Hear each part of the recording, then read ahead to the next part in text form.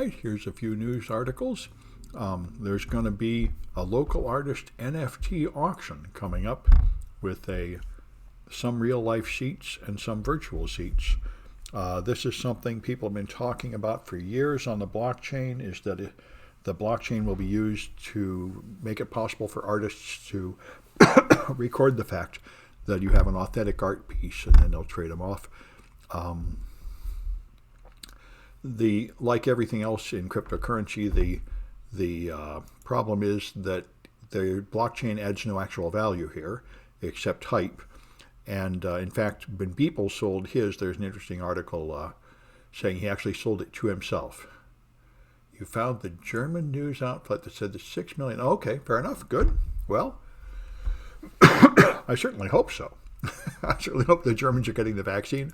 I don't know anything about it, but I was under the impression that they were getting vaccinated. Anyway, so there's going to be a local auction of local artists selling their art as NFTs. And Jack Dorsey appeared to testify with this clock behind him, but this is a special Bitcoin clock. It doesn't show the time, it shows the price of Bitcoin. He's apparently a big fan of Bitcoin. He thinks it's going to take over the world and be the world currency. This is getting to be a very popular thing for people to say. I heard Scott Galloway's podcast today, and some guy was trying to explain that Bitcoin promotes green energy by making it so profitable to use energy that people are encouraged to develop new sources. So this is the kind of pretzel twisted logic that people say. There's some people that say that criminals benefit law enforcement by motivating people to hire more cops and that sort of thing. So see a funny thing up there. Wonder if that's no, that's actually part of this web page. Good. All right. All right. And so New York Times has now took one of their articles and recorded it as an NFT and sold it to see what would happen, and they got $500,000. They're donating that money to charity. In my opinion, if you care, this is all nothing more than the bubble. Like everything on the blockchain, this is the tulip bubble. These NFTs are actually worth zero, and this is all just completely froth. But one thing about it, which I did hear in the interview today with Scott Galloway that was correct, is that the point of these things is they have no value except that people are jumping into it. It's basically a pyramid scheme, which I have a lot of experience with. And therefore, every person who invests in these does nothing but talk about how wonderful they are and try to get more people to invest, because that makes the asset go up. And that's why they have this HODL, hold on for dear life, that they all do. If anybody actually starts selling, the whole thing will collapse like the house of cards it is. Anyway, so it is the new trend in investing money in something that has no actual value. And a similar trend is coming from the economists that say that we can just borrow and spend money that isn't there forever and nothing bad will happen. I'm skeptical of both of these things. They're both, I think, reflecting exactly the same thing that caused the Roaring '20s. Money is cheap, and people are just throwing it around like it has no value. And I'm afraid there will be a crash, and then they will discover that money is not actually meaningless like they think it is. But anyway, that's what old people always say. The young people always say we have this new miraculous way to make money without working for it. And the bitter old people say, you know, there's nothing better you can do than just get a job and actually earn your money. Anyway, so they're actually signing these voter suppression bills. The Georgian one went out. Democratic legislators protested, so they arrested them. It looks pretty grim. Unless the federal Democrats do away with the filibuster and pass the federal voting rights bill, it is very clear that the states controlled by local Democratic legislatures will simply suppress the vote of black people until they can reinstitute minority rule and create the South Africa state that they want America to have, that they've always wanted to have, where the white people rule and the black people just shut up and take their beating, which is, you know, what they want down there and what they had down there. They really aren't very pleased about things like the Civil War and ending slavery. It's the big wound of America. About half of the American states really prefer white supremacy. and they're being much more open about it than they used to be. Donald Trump's new contribution is to just be utterly open and shameless about it. So the global chip shortage is very serious, and now Ford has had to shut down their plant making their most profitable trucks because they can't get the chips to put the computer components in it. So that's pretty gruesome. When I crossed the bay to get my shot, I didn't see this. There's a ton of container ships just lined up to park in Oakland, and that's unheard of. Container ships being delayed by a couple hours cost a lot of money, and that backs up the whole world. So apparently they've been trapped, and now the Suez Canal is blocked. Caitlin told me that she doesn't like ordering parts from China anymore because they don't come very well, and they come very late and they get delivered wrong. Apparently the global supply chain is shot. And I had no idea it was so bad, and they told me it's because of COVID. They can't get enough dock workers to unload the ships fast enough. That's unheard of. Oakland was the very popular port because they could handle a lot of container ships at a time, and you didn't have to wait.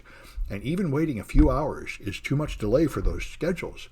Intel's building a chip fab house. Yeah, they probably are, but that's going to take a while. Yeah, anyway, I think most right now all our chip fab comes from Taiwan, and I guess it must ultimately be from COVID, but something is totally fouling up the supply chain. Anyway, so there's an order in Washington, an executive order, considering that will force vendors to disclose breaches to government users, and this is targeting SolarWinds. I'm not sure how effective it's going to be. I think there are already requirements to notify people when you get breached, but anyway, certainly they would like to do something to prevent there from being another SolarWinds. And it certainly is the case that SolarWinds did not detect a breach. It was FireEye that detected the breach. And FireEye just notified everybody when I think they were not actually required to do so. So anyway, it may be good to have some kind of increased legal requirement. I listened to this. This is wonderful. Interviewing Kara Swisher. Kara Swisher is incredibly dominant in podcasts. A New York Times columnist, and they interviewed her, and her history is fascinating. She's a real powerhouse. And I think she has the same power over podcasts that 20 years ago David Letterman had over late night TV. She is everywhere.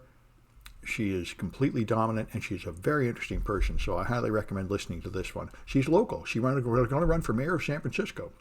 She cut her teeth interviewing the tech billionaires here in the early days of the internet, and has been covering them for a long time, and is arguably one of the people that understands them better than anybody.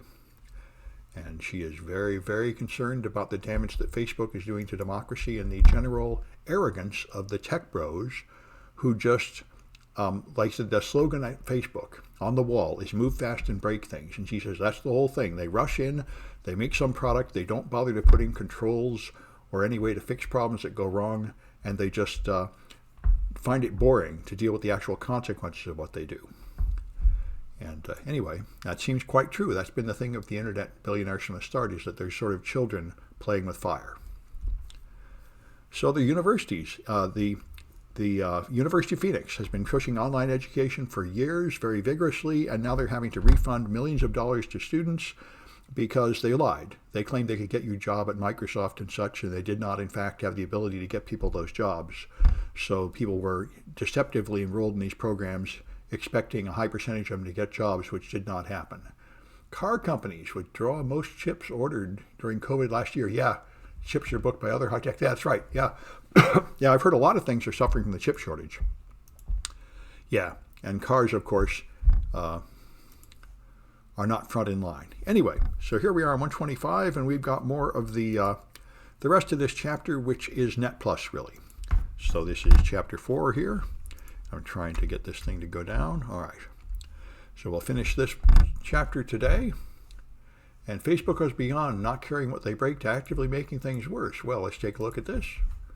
Oh my, that's impressive. They've been auto-generating pages for white supremacists. Well, that's pretty outrageous. Well, let me just save that one. To take a look at it later. I'll put it on my news links. That's a pretty awful accusation. I hope they're not doing that. They're more informing in Spanish. Yes, that wouldn't surprise me too much. Years ago, I worked on a lawsuit having to do with leases, and it turned out that they had been selling the leases to Spanish speakers, and they'd just been lying to them, much more than they lied to the English speakers. Anyway, so here we are with Net Plus stuff. So the wireless local area networks. Wireless protocols, just like most protocols, were designed without thinking of security too well. So you can send a deauth frame, which will cause people to disconnect to the from the wireless access point, and those are not signed or controlled, so anybody can send them and kick everybody else off the wireless network at any time, and there is no way to prevent that. In fact, if you buy Cisco routers, they even have a feature where they will detect if somebody turns on an unauthorized wireless access point and send deauth frames to deactivate it. I've had that happen. Anyway, there are only certain bands available for general use, unlicensed use, and pretty much the only ones people use are 2.4 gigahertz and 5 gigahertz. Although I think there's some people moving into 6 and even 40 and for both latest versions of Wi-Fi. So frequency hopping spread spectrum, where it hops across different channels, is intended to punch through interference. Direct sequence spread spectrum is another way to do it. And another technique is orthogonal frequency division multiplexing, which uses multiple transmissions that are completely independent of each other to move more total data. These are the general types of Wi-Fi signals that are sent. It all started with 802.11, which is long extinct and only ran at 2 megs. Then 802.11g and B were the big hits in America, and A was one that used occasionally, but not that often. And now pretty much everybody's moved up to N, which mixes 2.4 and 5 gigahertz to get you up to maybe 600 megs, or 802.11ac, and there's even AD and even one after that now. But most of the networks I see are G or N these days. Anyway, each one gets faster and faster. So there's 4 modes of a wireless network card, like the one in your computer or the one in your wireless router. And here they are. Managed mode is normally what your computer is set in. This is like a slave mode. It will be told by the master, which is the access point, what to do. The access point will say, I am talking on 5 gigahertz on this channel at this data rate. Do you want to join? And if you want to join, that's what you have to do. So your managed mode just matches whatever the master tells it. That's normally the only modes you ever use for normal wireless. The other ones are only used for special occasions. Ad hoc is if you want to have 2 devices talk to each other with no route to the internet and no router. That's like peer-to-peer, and that can be done. And monitor mode has no normal use at all. It's used only by hackers and perhaps network engineers. This is where you listen for traffic that is not intended for your device. Normally, your wireless NIC, just like your Ethernet network card, will receive traffic, any traffic that comes in physically, but if the MAC address does not match the local MAC address, it will throw it away and not pass it any further up the stack. But if you can reach monitor mode, which you cannot always reach depending on your network driver and your operating system, then you can sniff packets that are being sent to other people in the room, because wireless packets, of course, go everywhere in the room. They cannot be controlled. So you could sit in Starbucks and listen to what other people are doing. The only way to prevent that is if they are encrypting the traffic. And if they're encrypting it with like WPA or something, then it's pretty easy to find that encryption key because it's negotiated over the wireless network. But if they put another layer of encryption on top of that, like HTTPS or a VPN, then it would be essentially impossible for you to read any of the traffic you stole this way. So the service set identifier is the name of the network you'll see when you see a list of networks in your operating system. The access point typically broadcasts this frequently. You can disable the broadcast to remove it from this list, but that doesn't really stop people finding and connecting. It just stops casual users from finding it quite as easily. Another weak security measure is you can list the allowed MAC addresses on your network, and other MAC addresses won't get in. Now, this will stop your neighbor from connecting to your Wi-Fi point at home and using up your bandwidth, for example. But the problem is the MAC address is sent in every frame unencrypted anyway, so anybody could turn their NIC to monitor mode, sniff the traffic, and find out what the allowed MAC addresses are. They could then send deauth to kick you off, and then come in as you. So it's a weak security measure, but it will stop people that don't know any hacking. WEP was the original encryption protocol intended to reassure people they had trouble selling wireless equipment back in the 90s because average ordinary people said, this doesn't look safe. That data is just going all over the place. Putting the data through a cable seems safer. And that's absolutely true. So they tried to convince you that this encryption would make it as safe as a wire, and that is absolutely false because this was a poorly designed encryption measure with 4 major weaknesses, and it's very easy in like 5 minutes or so to break into this without the key. So this should never be used for any purpose anymore. The only reason anybody uses it is because they have legacy equipment that can only speak WEP. And then you have to be aware of the fact that the wireless transmissions are not encrypted with any strength. 802.11i is the standard that came out defining WPA2. In the meantime, the industry invented something called WPA, which was an improvement on WEP, and WPA was pretty good. WPA was never really cracked in any major way, so if you have any version of WPA, you're pretty safe. But of course, the later versions are better, so they defined WPA2, and now there's WPA3. And the later ones are stronger, but all of them are fine. And all right, and here's some other things. They use Aes Encryption, which is the standard encryption recommended by the government. CCMP for integrity, which is this thing, which makes a message integrity check, and among other things, means you cannot record a packet and replay the same packet again. It won't be accepted, which is one of the tricks you use to crack into WEP networks. So that's WPA. Used RC4 encryption, which is no longer considered a good encryption routine, uses temporal key integrity protocol. Both of those are fairly weak schemes, but they're a whole lot better than WPA. And WPA2 is better. Bluetooth is used for short-range networking, typically between devices like your phone and your earpieces. It had an earlier version that ran very slowly. Version 3 is much faster, and there are various classes. They call that a personal area network between the devices on your body. They have maximum range about 10 meters. So it uses a symmetric stream cipher, which is in fact quite weak, and much weaker than it should be. And I've even seen attacks against Bluetooth low energy where you negotiate the key length down to 8 bits. So that's ridiculous. There's only 256 possible keys, and you can easily try them all. So there are attacks against Bluetooth encryption. And I assume the latest ones can fix it, but I'm not sure. A lot of the cheap devices like earpieces don't have encryption at all and don't care. And of course, I don't know if you'd care. The signal doesn't go that far anyway. And if you're talking on your phone, anybody near you can hear it. So in a way, it's not obvious that you need encryption. But for something like a Bluetooth keyboard, you definitely want encryption so people can't pick up the key presses. And they mostly have it on, I think. So RFID are tags to be like a contactless version of a barcode, so you can label a product and scan it with a scanner to detect the sale of the product or something else like that. You can have active ones with a battery or passive ones that are powered by the reader and therefore have to be very close to the reader because they have to get enough radio from the reader to power it, or ones in between that mix both techniques. And it's just a more distant form of a barcode. Why are KBDS higher signal strength? Oh, keyboards? I don't know if they're necessarily a higher strength signal. They might be. The only thing about keyboards is I think you want them encrypted more because your key presses are probably more secret than what you're saying on your phone. That's what I'm thinking.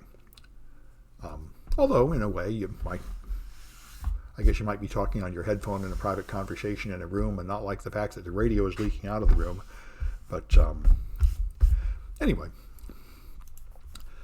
if you want to shield any of these wireless signals, you can just put a grounded mesh, a grounded wire around you. That's called the Faraday Cage. You surround yourself with wire mesh, ground it, and then radio can't get in and out of that package. Faraday developed this long ago. You can do this by wrapping aluminum foil around something. That's the defense against wireless signals escaping. There are some people that get paint to put on the wall that has metal in the paint to try to keep the Wi-Fi in the room, and that can help. All right, let's take a look at 4G, which is down here. 4G.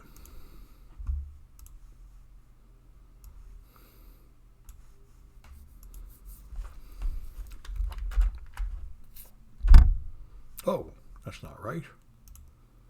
There we go. Whoop.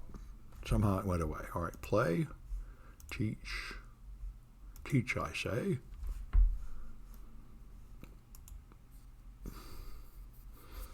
All right. I must have hit a button that sent it home somehow. Close range skimmers. Ah, okay. That's cool. Yep.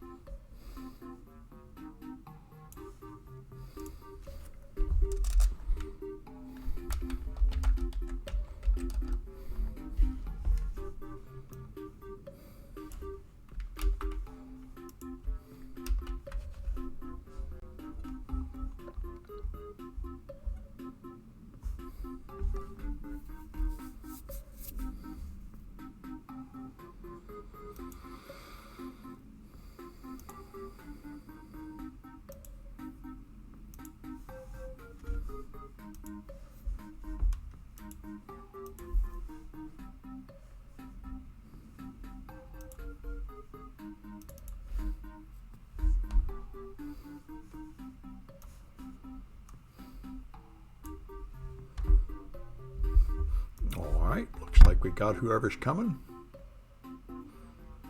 Did we lose somebody? Alright.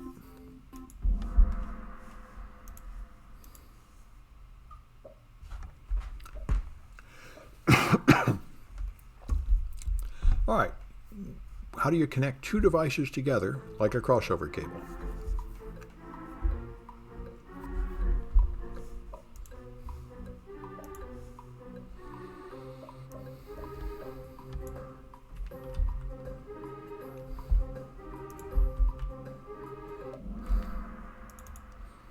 All right, that's it. That's called an ad hoc network.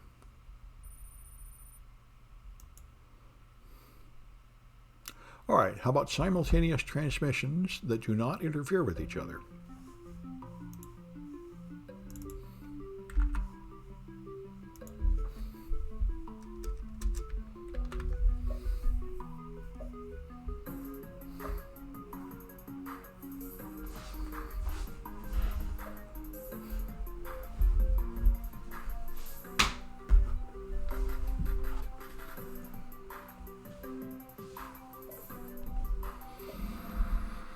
That's orthogonal frequency division multiplexing. All right.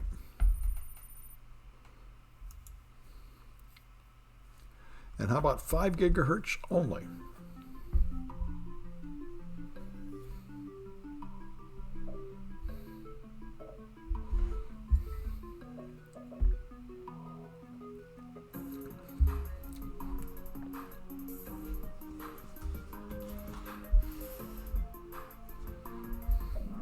That was 802.11a.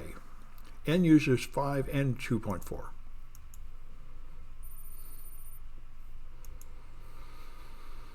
And how do you block a radio signal?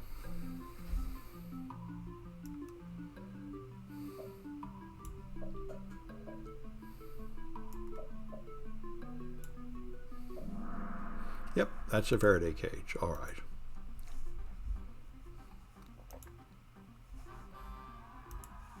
All right, Roman.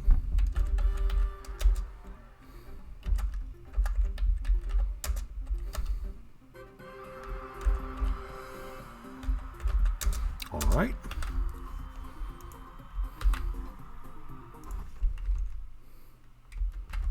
So,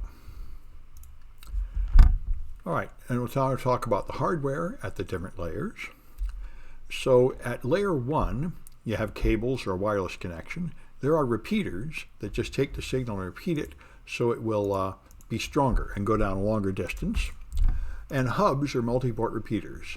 They are layer 1. They do not understand the traffic at all. They don't read any addresses. They just take whatever traffic comes in on one port and echo it out all the other ports.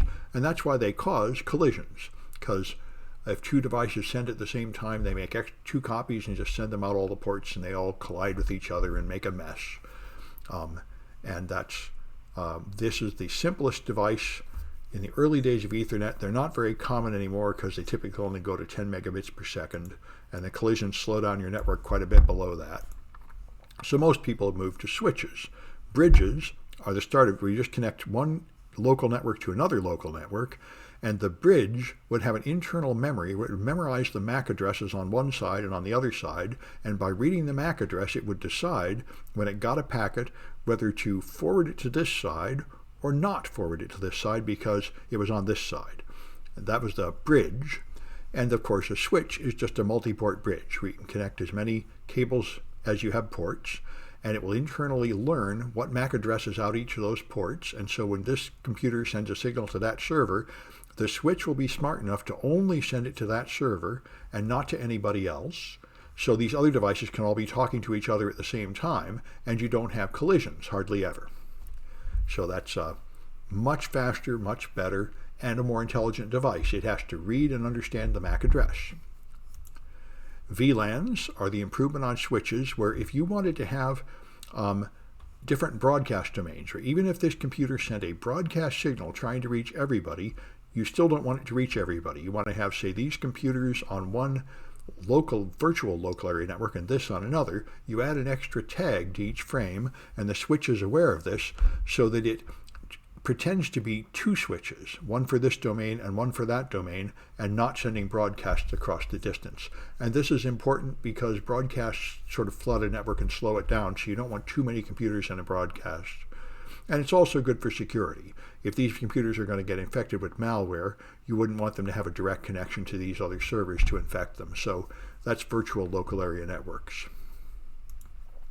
You can also have port isolation, where you tell the switch who should be plugging in each port, and it learns something like the MAC address of every device that should be plugged in. So if somebody comes in and pulls out this cable and plugs in a laptop, it won't connect. Are VLANs more secure than VMs? No, they are much less secure. VLANs sound good, but it's just a tag in the network packet, and there are a bunch of attacks where you can do VLAN hopping from one to another. So VLANs are not a very strong security boundary. The main thing they do is improve network speed and prevent inefficiencies, but they really don't prevent VLAN hopping very well. Like everything else, they were originally advertised by Cisco as a security boundary, and then when they got hacked, they said, oh, we never intended that to be a security boundary. This is true of a lot of things. It's to the point where I told a major healthcare provider that I found their password online, and they said, oh, that password was not a security barrier. And I'm like, okay. Anyway, VLAN is a very different thing than a VM, but VMs are much more secure than VLANs. Yes, all those other comments are also true. Anyway, so if you do turn on port isolation, where, this is port security, where what I was describing, where you have a certain MAC address appeared. Then there's port isolation, which is what Starbucks has. If you connect to the Starbucks wireless network, you're not on the same network as anybody else. Every person that's connected is on their own VLAN. So you can connect to the internet, but if this person has a file share, you're not able to reach it, which is good. That's port isolation. All right. And so that's a good idea. Then there are span ports. This is a special port on your switch that sends an extra copy of every packet out there so you can monitor it, connect it to something like a SIM network, like a SIM device like Splunk, the mirror port. The problem is, of course, that if you have like a 10 gigabit per second switch, if there are many ports are running at 10 gigabits per second, the one 10 gigabit span port can't possibly echo all those packets. So in high traffic conditions, these span ports don't really report all the packets to your monitoring system. That's why buying a network Chap is recommended. There's a special device just for the purpose of making an extra copy of all the packets on a wire for monitoring. And they're not cheap to get good ones. Cheap ones I bought didn't work very well. But anyway, that's what you do if you want to connect a monitoring device to your network. And you're not messing around as you get a network Chap. So routers are at layer 3. Now all these switches and hubs are for local area networks within 100 yards. So basically the computer's in a building. If you want to move over a larger distance, then you have to go to layer 3 with a router. Routers move things across large distances, like across the earth. So you have to have routes. Each router has to know it has several possible ways to move the packet, and it has to decide which way to send it, so it has to have routes. In small networks, you might type in the routes manually, but typically you use automatic routing. If you're a home network, there's only one route. Everything is either local or it goes to the internet, so you have a default route, and that's all. But in an enterprise environment, it's more complicated than that. Your home network looks like this. You might have a hub or a switch connecting all these devices, and then you have one router that has a second interface going off to the internet. And of course, these two are combined into one box for typical home gateways. So for dynamic routing, then you have routing protocols, whereas the same lines that carry your network traffic also carry signals that tell the routers how to send traffic. And if one of the cables breaks or you add a new router to the network, they automatically reconfigure to find the most efficient way to send the traffic. So interior gateway protocols are used by private networks like RIP and Ospf, and on the internet it uses the exterior gateway protocol of Border Gateway Protocol, which is the one used to move large distances on the internet. The early routers were very weak. They had very weak processing power, and not much memory, so they had to use a very simple pattern. So they used this distance vector routing protocol of RIP, where all it knows is how many hops away something is and which port it is. So we just know 2 hops out here will take me to AT&T, 3 hops out here will take me to CCSF. They didn't really understand the whole network, so it was pretty easy to confuse them, and they would frequently send packets the wrong way and even send packets around in a loop for a while.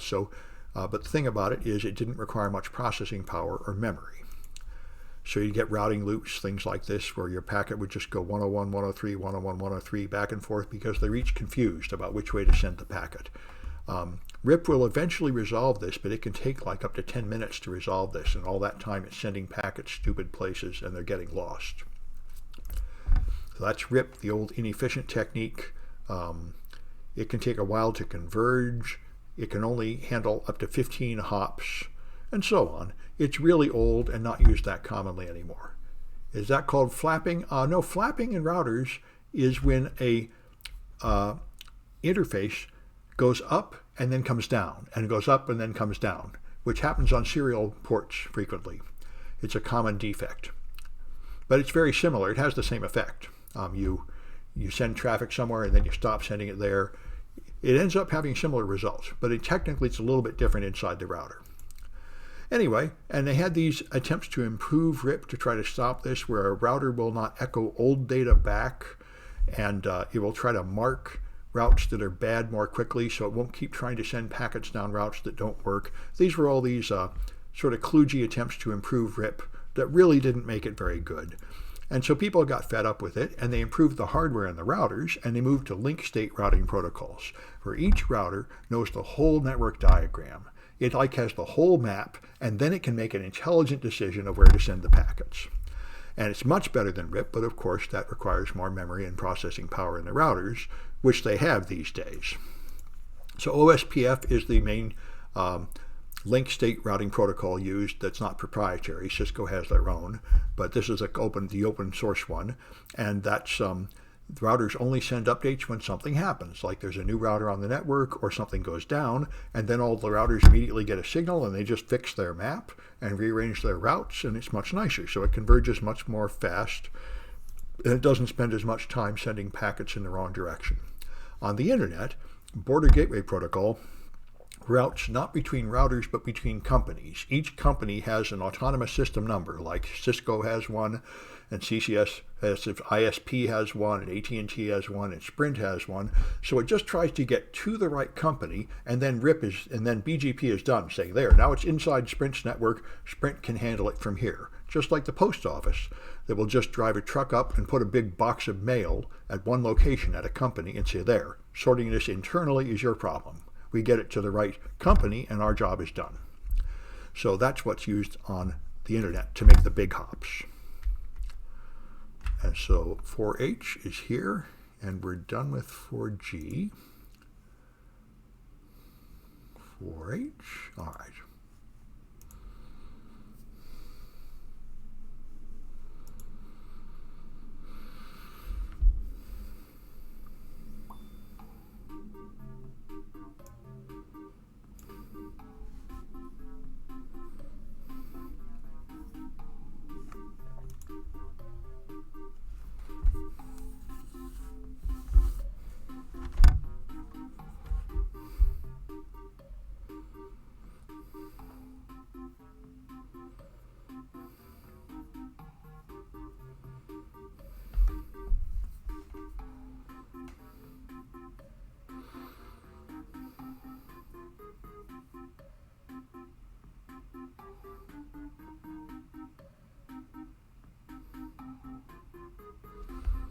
Well, looks like that's it.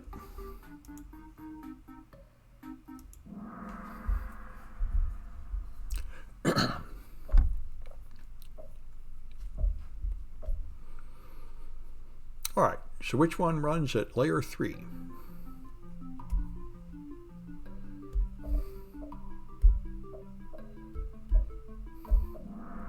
How's your routers? Good. All right, what device moves packets from your local area network to the internet?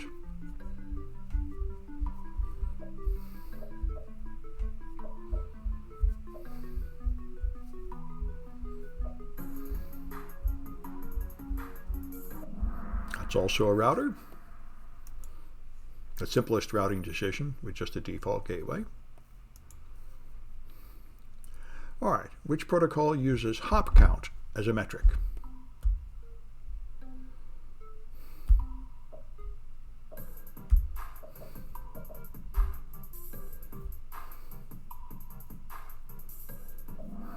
That's one of the many dumb things about RIP.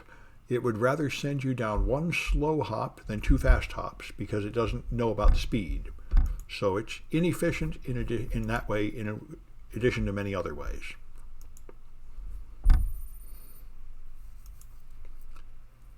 All right, and what's an interior routing protocol that converges rapidly?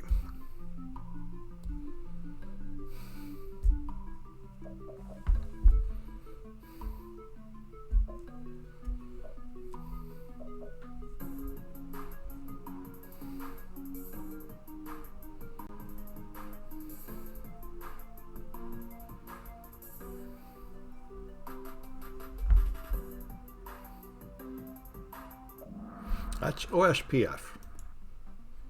All right. All right. I think I know who that is. I know who that is. And good. I know who that is. All right. Good. So. All right. Good. It's only 7. We can keep going here. So then we got firewalls, of course. A really important line of defense. I used to think firewalls didn't matter very much, and then they did a test with Windows XP where if you just turn on the default firewall, it will last for almost a year when you're not doing anything before it gets infected. And if you turn it off, it'll get infected within like a day or 2 years ago. Firewalls really make a big difference. Now, the earliest firewalls were just packet filters, or all it does is look at the direction of traffic and things like the port number and the protocol and just say this port number is okay, that port number is not okay. That's very simple stuff. So it was very primitive. So if you want to make it possible for me to ping anybody, you have to let the ICMP echo replies through, and that means you got to let them all through, even from other places. In the way most of these worked, although you could filter from the source address, but anyway, it was quite sloppy. And then what's much more useful is a stateful firewall, which is what the Windows firewall is. If you turn the software firewall on your Windows machine, this remembers the past. So if I sent a request to this server, it will then let a reply through because it remembers the past. That's why it's called stateful. I've sent a request, so my state now is awaiting a reply from this device. If this device sends a reply, it'll be blocked because I'm not waiting for that. So that's a pretty good idea. So this is the typical state of a Windows laptop. You cannot share anything if you're on a public network. If you turn on a file share, the people sitting next to you in the coffee house may send requests, but they'll bounce off the firewall and they will not see your files. The only thing you can do is be a client. You can request anything from a server and then you'll get it. But nobody can request anything from you. You have to initiate all requests. And that's really a very good system for a client device like a laptop. There are proxies where you would, if you have a stateful firewall like you're at a coffee house and you have the Windows software firewall, then you'll send a SYN out requesting data from a server. The server will send a SYN ACK, you send an ACK, and then you'll send data back and forth. And all these packets will all come with an address that came from your machine. But if you have a proxy firewall, this will block the packets, absorb them, and re-emit packets so that the outside devices only see the firewall. They never have any direct connection to you at all. It copies all the traffic. And then I can filter it much more strongly. For example, if I don't want you going to game sites or porn sites or something, I can just block them here, and you really can't get there because you have no ability to directly reach the internet at all. You can just see copied information on the proxy. And there are application layer proxies that you're describing that can filter by URLs or other protocols. And there are circuit level proxies which run up at layer 5, and therefore they can move any kind of data across many protocols. And SOCKS is one of the proxies used here, and the main people that use SOCKS these days is Tor, the privacy network that conceals your physical location by bouncing your data through many other devices. And unfortunately, 99% of the traffic on Tor is malware or stolen property or child pornography or something horrible like that. So pretty much everybody blocks anything that comes from Tor. It is possible that it is a very privacy-conscious, legitimate user, but the odds are 99% that anything coming in from Tor is evil and you don't want it. Bastion hosts are hosts that were put here to protect the network. Not really that common anymore, but that's one way they used to do it. They'd have a special host there. And you can have a dual-homed host that sits between two networks and is just a barrier where you have to first sign on to this, and then you can move in here. This is a really old technique, not that common anymore. And screened host architectures was this, where your traffic goes to the Bastion host, and it's the only one that can access the LAN. This we'll see is pretty much fixed by the more modern system of 8021X with a supplicant. The DMZ, this is still currently used. You will have two firewalls, is landing in a DMZ and using a jump host similar to a dual home. Well, I'm not quite sure. I'm not quite sure it relates to these old things, but let's talk about this one, which is real modern. This is how DMZs work. You have two firewalls, and this firewall blocks really obvious stuff. Yeah, I know. Landing in using a jump host, those are related. Anyway, so you have one firewall here to block the obvious evil traffic, and then you have your public devices that everybody should see, and then you have another firewall that screens you more thoroughly. Like, for example, you have to put in a name and password and prove you're actually a company employee, and then you get here. So this is the layers of security, where you have a highly trusted network and a public network that's less trusted, and then an untrusted internet. It shocked the hell out of me that people were using the terms interchangeably. Well, yeah, if you want to get real technical, this Bastion host stuff applies to this really old stuff, and nobody's doing this anymore.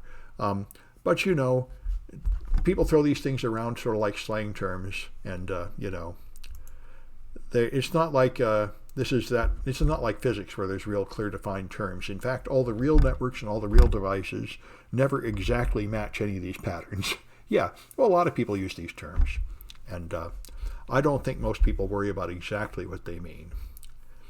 Anyway, you can, by the way, do this with one firewall, of course. Your firewall can be smart enough to have lax filtering rules to let everybody here and more strict filtering rules to only let trusted stuff over here.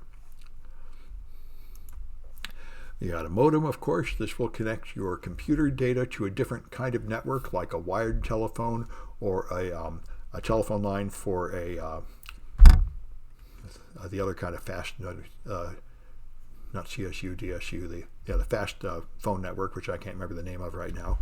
Anyway, this sends you to another device, and then you got the serial link, DTE, DCE. This is what you'll get from a data center to your internet service provider, and this is what gives you a certain amount of bandwidth. Yeah, not ATM. There's something people have in their home. I can't remember it right now. Oh, DSL. Thank you. DSL. That's what I was thinking. DSL is the kind of modems you have these days. DSL are cable modems. Nobody has these wired up. ISDN is pretty much gone, and so is 56K dial-up modems. But we still have the DSL modems, and the cable modems for that matter. Modems don't use clocks. Nope, it's an asynchronous connection. The serial ports are used by these serial ports that you get only going directly to an ISP, not something anybody would use at home. Instead of using clocks, they have start and stop bits. So each packet travels like a car, and you can tell when it starts and when it stops. That's the choice. You either put start and stop signals in every packet so you know where it starts, or you have a clock so you know when it will start. You have to do one of those two things. and modems use the start and stop bit technique. All right, so this is the serial ports. You have a DCE, DTE, and it uses a clock signal provided by the ISP, and then the other device is a slave device, the channel service unit, data service unit. So, all right, that's what you see in a data center. So, now we'll talk about secure types of communication, authentication protocols, VPNs, and remote access. Authentication protocols are some way to prove who you are and that you're authorized to be here, and there are many generations of these. So in the earliest days, you just used password authentication, where you just send your password in plain text over the wire to prove who you are. And of course, that's a really bad idea, because your traffic goes over a shared network, like through switches and routers or wireless networks, so other people can get the packets and then they can find your password. So that's really a bad idea. Then there's Chap was the first improvement, where instead of sending your password, the server would send you a challenge. You would then add that to the password and calculate a hash value and send that hash value up. And the server could do the same thing at the other end to see if the password was correct. And the signal that went over the wire was not exactly equal to your password. It was related to it. And this was pretty good, but it does mean you have to have this password stored in plain text on the server. 8021X was the next step up. And so this is where you have a whole variety of ways to do it. You can do port-based access control with a supplicant. You have an 8021X client. It then connects to an authentication server where you send up something like a password to prove that you're okay. It then sends that over to an authenticator, like a Radius server, which tells the authentication server if you're good, and you don't get on unless you get in. So here you are, you're the supplicant, you're trying to get on this network, so you ask the authenticator, and it says, okay, send me your authentication data, which it then sends to the Radius server, which decides whether you're really in the database, and if it approves you, then it gives you grant access to the internal network. This is the modern way to do it. And there are a lot of versions of this. The early version was using MD5 and was not very good. Then Cisco tried to improve it with something called Leap, but that also turned out to be not very good and could be attacked. Then we moved to EAP Fast, which was Cisco's improvement, and this was considered much better. And EAP TLS uses the same TLS you use to make HTTPS connections, and that's quite secure, but it requires a certificate on the client side and the server side. And certificates were very expensive until very recently, and some certificates can now be obtained freely. But anyway, this was considered complex and costly and not that commonly used. The sweet spot is one of these ones down here, where you have only one side has a certificate, just the server, but not the client. And this PEEP is considered quite good. So these are the more modern ones down here. And some of them are quite strong. They all encrypt your traffic, and they all authenticate the server with the certificate, which is considered good. So we want 4I. I see we're done with H, and it's time for I. I'm catching on. Okay. What did modems use for frequency shift keying carrier? I don't really know. It's a good question, but I'm not a good enough electrical engineer to know.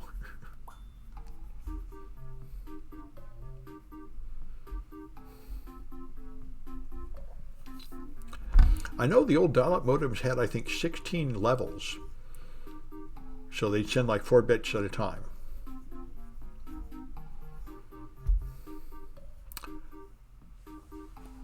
You could be right about that. I'm not sure. I think they just used the absolute sound. I mean, they were sending it down the audio network. Yeah. I think they just had perfect pitch.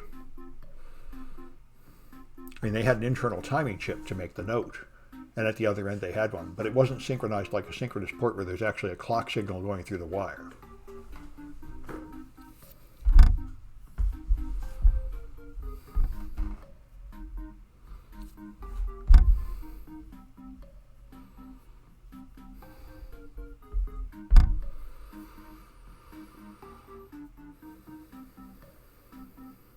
All right, I guess that's it.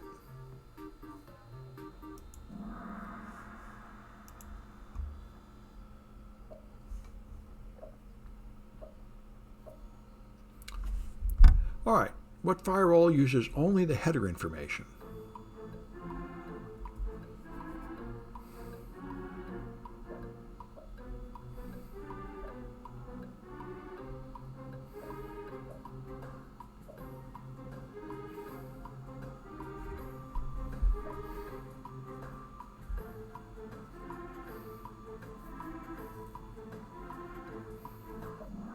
Okay, that's a packet filter, the simplest technique.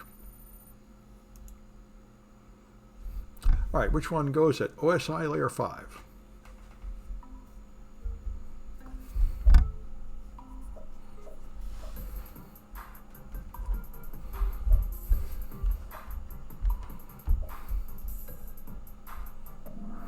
Okay, that's SOC's Proxies.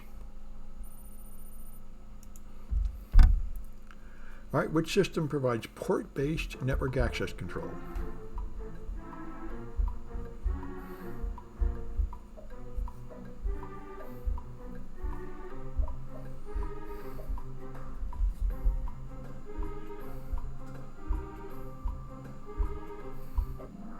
Yeah, 8021X can do that. All right. And which one of these is vulnerable and should be avoided?